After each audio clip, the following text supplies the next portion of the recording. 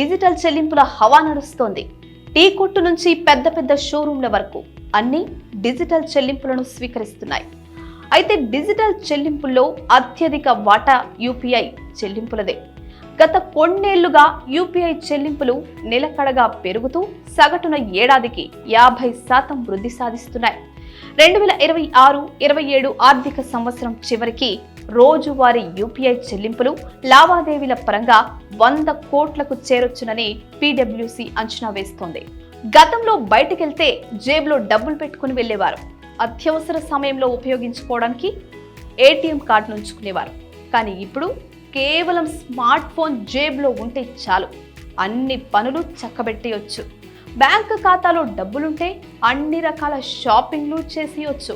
పేదవారి నుంచి సంపన్నుల వరకు తమ పరిధిలో డిజిటల్ లావాదేవీలకు ప్రాధాన్యమిస్తున్నారు. ఈ నేపథ్యంలో గత 3 ఏళ్లలో డిజిటల్ చెల్లింపులు ప్రతి ఏటా పెరుగుతూనే ఉన్నాయి. కేంద్ర ప్రభుత్వం 2016లో 500 రూపాయలు, 1000 రూపాయల నోట్లను రద్దు చేసింది. ఆ సమయంలో యూపీఐ విధానాన్ని అందుబాటులోకి తీసుకొచ్చింది. ఆర్థిక లావాదేవీలకు ఇబ్బంది కలగకుండా ఈ చర్యలు తీసుకుంది.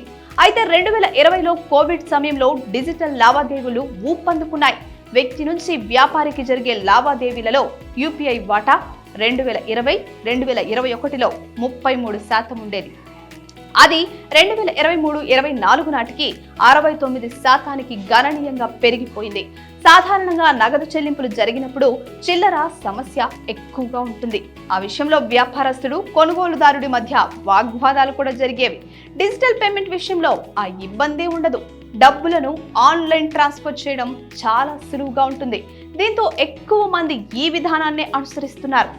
చేతిలో స్మార్ట్ ఫోన్ ఉన్న ప్రతి ఒక్కరూ యూపీఐ పేమెంట్స్ ను ఉపయోగిస్తున్నారు. దేశంలో పెద్ద ఎత్తున డిజిటల్ విప్లవం పెరగడం, ఇంటర్నెట్ ఛార్జీలు కూడా ప్రతి ఒక్కరికి అందుబాటులోకి రావడంతో డిజిటల్ లావాదేవీలు ఎక్కువయ్యాయి. అయితే ఇన్ని రోజులు ఉచితంగా సేవలందించిన యూపీఐ సంస్థలు క్రమంగా ఛార్జీలను వసూలు చేయడం మొదలుపెట్టాయి. ఈ క్రమంలోనే తాజాగా గూగుల్ పే కీలక నిర్ణయం తీసుకుంది.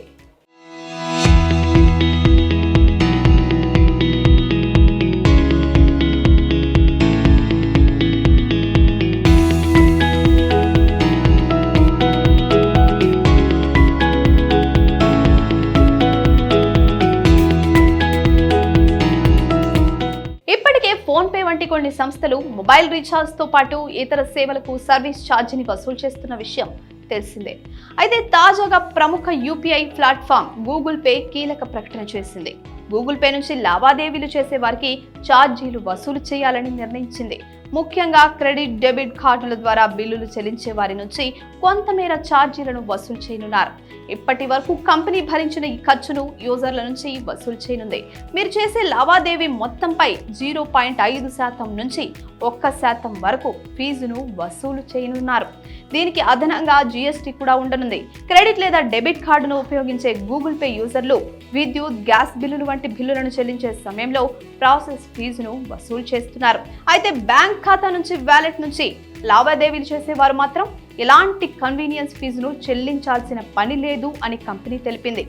ఇది ఇలా ఉంటే ఫోన్ పే, పేటీఎం వంటి దాదాపు అన్ని పేమెంట్ సంస్థలు ఛార్జీలు వసూలు చేయడం ప్రారంభించాయి. మొబైల్ రీఛార్జ్ చేసే వారి నుంచి ప్లాట్ఫామ్ ఫీజు పేరుతో రూపాయి వరకు వసూలు చేస్తున్న విషయం తెలిసిందే. అయితే యూపీఐ పేమెంట్ సంస్థలు ఛార్జీలను వసూలు చేస్తున్న లావాదేవీలు మాత్రం తగ్గడం లేదు. ఆ కాస్త ఫీజు చెల్లించైనా సరే డిజిటల్ చెల్లింపులకే ప్రజలు ఇష్టపడుతున్నారు. 2025 జనవరిలో యూపీఐ ద్వారా 16.99 బిలియన్ లావాదేవీలు నమోదయ్యాయి. వీటి మొత్తం విలువ సుమారు 23.48 లక్షల కోట్ల రూపాయలు కావడం విశేషం. గత ఏడాదితో పోల్చితే 39% వృద్ధి కనిపించింది. పెరుగుతున్న ఫీజులు, మారుతున్న రూల్స్ ఏమాత్రం డిజిటల్ పేమెంట్స్ ను ఆపడమే లేదని ఈ లెక్కలు చూస్తే మనకు అర్థమవుతోంది. ఇంతకీ మీరు కూడా గూగుల్ పే, ఫోన్ పే వాడుతున్నారా? వాటితోనే ట్రాన్సాక్షన్స్ చేస్తున్నారా? కింద కామెంట్ చేయండి.